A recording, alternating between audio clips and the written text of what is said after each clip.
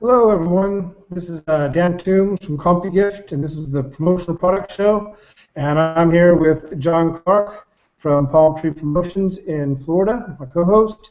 And today we're going to talk about the fate of promotional products. There was a study done not too long ago from the ASI, and Jon will tell you a little bit more about them. But thought I would just start with a couple of things. What does happen when you decide to put your hands in your pockets, purchase promotional products, and send them out to your customers? What happens to those products?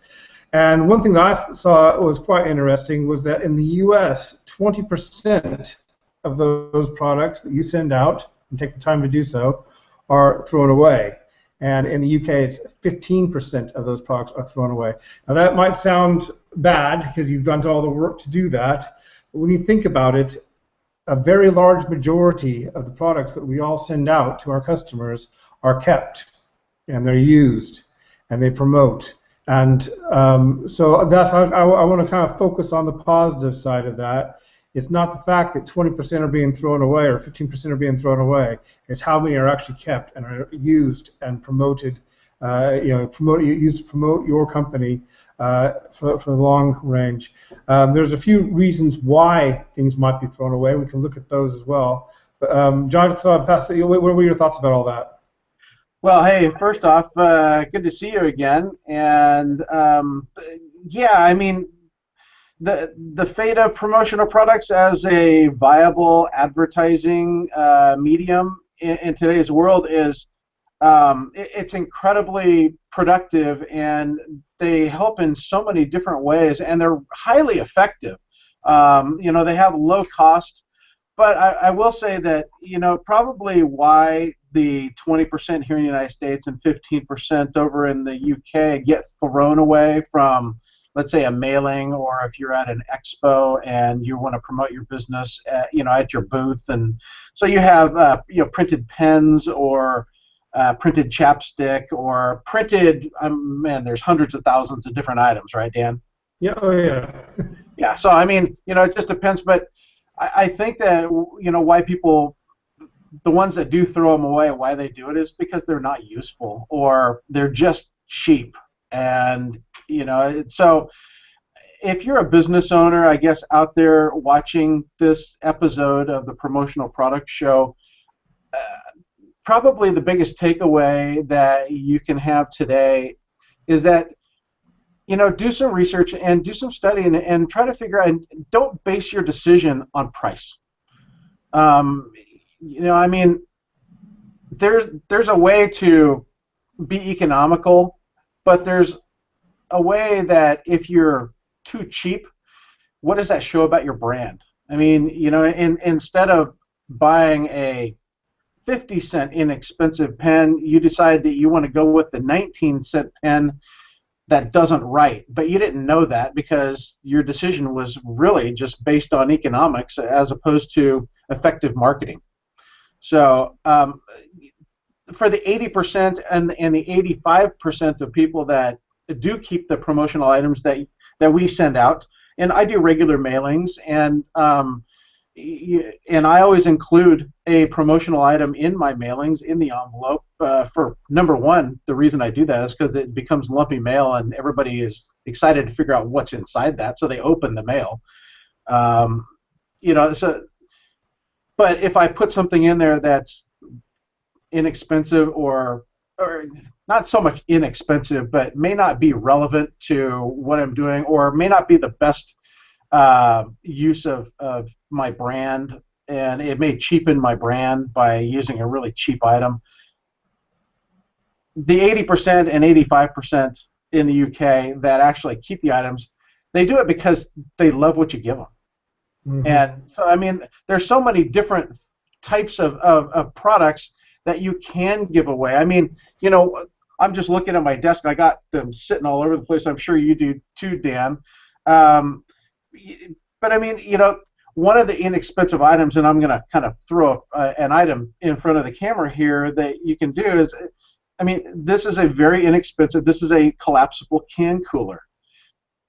So these are, well, I mean, the euphemism or the dime a dozen, they don't cost a dime per dozen, but you know what I'm saying. It's in a figure of speech. It's an inexpensive item. However, people like these, and they use them for their beer cans, or their soda cans, or their bottles, and they carry them around, and they like them because they do collapse, so they can put them in their pocket. And people will take these into the different events and they go to, and you know they have them. So this is always a good item. It's inexpensive, but it's also somewhat of a quality item, and especially if you can do a full color print on it, even better. I mean, you can do this is the one that just it's a sample of the city of Orlando, and picked up. But man, it's a cool item. So I guess the 80% of people that keep them, in a long answer, Dan, is that because they got an item that they really like. Yeah, yeah, and that all comes down to targeting and better targeting and making sure that if you're the can cooler, for example, if you're sending that out to your customers, make sure your customers are going to be the type of people that are going to want to sit around holding that. Exactly. Yeah. I mean, but there are some people that won't, you know, and it's just like you just talk about inexpensive things that are maybe 3 cents or 10 cents each. A button badge, for example, you send those out to your customers, and they're the wrong kind of customers. They're going to throw that away. Well, they look at it and they go, "What does this mean? This like." I don't understand it, and when it becomes confusing to the consumer, they are almost 100% of the time they're going to toss it and never even think about it. And what they will do, the takeaway that they get from that is that you as a company that just spent money and sent this item to them, they're going to question whether you know what you're doing, and why would they want to do business with somebody that may not even know what they're doing, and why would you send something like that to me? Yeah, exactly. So you have to really there are so many things out there that you can send that are inexpensive, that will work with some audiences, that won't work with other audiences. So get it right. You know, if you know your customers, and your promotional products will last a lot longer and promote you a lot longer as well. Exactly. I mean, just real quick, I mean, here's a classic example, and this has never happened, at least I've never known it to happen, but I use this analogy. It's like, if you were, we all know the Catholic Church is, they want the right to life, and they don't believe in abortions, or don't believe in even birth control for the most part, right? And so, I mean, I'm not to bring politics into it, but I mean, I'm trying to use this as a kind of a really over-the-top illustration, is that if you were trying to, attract or market to, Catholic faith people, boy, the one item that is a guarantee throwaway and put you in a bad light is, hey, send them a printed condom. Yeah. I mean, so that is an extreme example, but to my point is that, exactly to your point, know who your audience is and be appropriate with them. Exactly. Moving on, thought I'd also bring up that in the U.S., 17% of the promotions, the promotional products that you send out are filed away. And here in the UK, it's 18% are actually filed away. So you send them out there, they take them, they don't want to throw them away, but they file them. And I want to interpret file to mean not just file like in a file cabinet, but put someplace out of sight. And trying to think, what products. That's not necessarily a bad thing. You don't have to have things that are on your desk all the time that are just crowding up your desk. Giving away a product that is filed away out of sight is not necessarily a bad thing if it's one of those products that people want to use. And I'm thinking of a couple right now. It's USB sticks, car kits. It goes in the trunk of your car.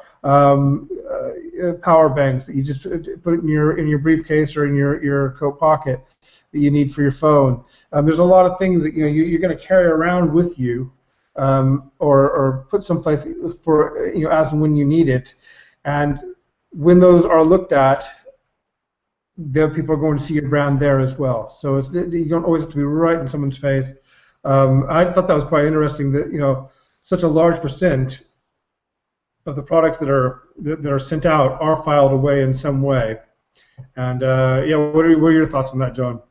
Oh yeah, I mean, you think about giving away keychains. I mean, you know what? They're filed away in your pocket. If it's a cool keychain and it's useful, people are going to get it, but they're not going to look at it all the time. They might look at it a couple times a day because they're pulling their keys in and out of their pocket. Or, let's say a flashlight, or over in the UK you call them torches, right? Yeah, yeah. Yeah, so I mean a promotional flashlight or promotional torch, it doesn't always get used. Very rarely does it actually get used. But so somebody may put it in the glove box of their car, or they may put it in a drawer in their kitchen or in their garage. But they know exactly where it is, and if that need arises, you know what? They're going to go find that flashlight so they can figure out, where they are and what they need to do, and to put some light on the situation. So yeah, I mean, I totally agree. There's a lot of different items. I mean, there's the jar grips, the little rubber things that help you open the jar easier, or it could even be like a pizza cutter or any kind of kitchen utensil that you have branded. You don't use them all the time. They're in the drawer, and when you open the drawer and to retrieve it, that just reinforces that brand. That you were the hey, that's that cool company that gave this thing to me. Those guys are awesome. Yeah, and even if it's not something like that, even if it's a pizza cutter and it's not used all the time, if it's in a drawer that they're using often, they're going to see your logo every day anyway. So even if they're not using it every day. Yeah, so it could be filed away, and but still they see it on a regular basis, and then they use it, when they can. But I mean, if I had my choice, I could eat pizza every day, but it's not going to be good for me. I'll have more than 2 or 3 chins going. Oh yeah. Yeah, I know. How did we get off on that? But hey, pizza cutters. Pizza cutters are an incredible promotional item. They really are. Especially is that there was a case study that was done just real briefly that a company that went around and had people hand deliver these pizza cutters in a box. And this was at about 11 in the morning, 11:30 in the morning. And they did a very small targeted audience. They went to office buildings, and then they handed these out. They had a little ribbon on them and said, hey, we just want to give you a pizza cutter. And you know what? About 20 minutes later, a pizza arrives at the office. You talk about somebody that really thought one through, and I tell you what, that was a very successful, almost like a direct mail campaign that was very targeted. And man, that pizza cutter, everybody knew who gave it to them, and they ended up doing a lot of business. And so, things like that do get filed away, very, very popular items, and they give you that good feeling. That's the goodwill of the promotional product. It lasts a long, long time. Yeah, it's just anything that you can think of that you can target at your customers that they're going to file away, but it's going to be used. It's definitely not a bad thing. Moving on, notice that 63% of people in the U.S. Actually give away their promotional products after they're done using them. Here in the UK, it's 67%. So if you send something out and someone likes it and they use it, say it's a mug or anything, when that person's done with it, they don't necessarily throw it away. They give it to someone, which I think that's quite good. That means it's being passed on to a whole new group of people, really, not just the person you're giving it to, because new eyes are going to see that than have seen it. So it's actually bringing that promotion. Making that promotional, it could be substantially bigger, at least a little bit bigger. Oh, exactly. I mean, here's the case. If if somebody places an advertisement in a magazine and spends money to place a print ad, the shelf life of that print ad is a few days to maybe a week or two before another edition comes out, and most people. They don't give magazines away. They usually toss them in the garbage when they're done with them, right? But getting back to the promotional item, I mean, you could take the same amount of money that you would spend on a print ad invest it into imprinted promotional items with your brand and logo on it and your message, and then you do a target delivery system of, it's a mail or hand deliver or at a trade show or something like that to get them delivered to your market and to your target audience. According to this study, this is a worldwide study that has gone on, it's incredible detailed information. And yet, if it's a cool item, they get passed around. They don't get tossed in the garbage after a week or two. These things can go on for months, if not years. Yeah. And get passed around. A lot of it comes down. I'm trying to bring up a screen here right now, but I think you got it up anyway, John. About the ages of people that give things away. Do you have that? Yeah. Let's see. The older the crowd is, they're less likely to give it away. The younger the crowd is, less, 35 years and under, they give away more items than the older crowd. The older crowd seems to hang on. The 55 plus, they like the item, they're not going to share it. They're actually going to hoard it. If you give them a nice special pen, or they might come to your house and have some coffee or something, and it might be in a travel mug or something, and you know what, they're not going to let you leave with that mug. Yeah, I think a lot of the age thing might be down to the types of gifts that people give away to the different age groups. Of course, yeah. You're going to give a more executive gift to somebody over 50, probably. A nice crystal decanter, or a nice a metal pen. Whereas with younger groups, you might be handing out T-shirts and hats and different shot glasses and coffee mugs and exactly. Yeah, and all that stuff. That stuff is less expensive and it's easier to give away. It's not something you necessarily have to. You just might say, oh yeah, you need a T-shirt, here, use this one. Exactly. Yeah. But, hey, I need a hat. Yeah, the sun's out, man. I forgot my hat. You got an extra hat? Yeah. Yeah. And you never see it again, but that hat goes along promoting you somewhere else. Yeah, and the older crowd, here in Florida, they go, hell no, man, take care of yourself. Yeah. No. Well, I think that we try to keep this show to about 20 minutes. And I think it's been about 20 minutes. So hopefully we brought some information that you didn't know before, and we're going to try and be doing this a lot more often now. Not necessarily showing product as much as giving you some information and things that you can kind of think about before you do your next mail shot.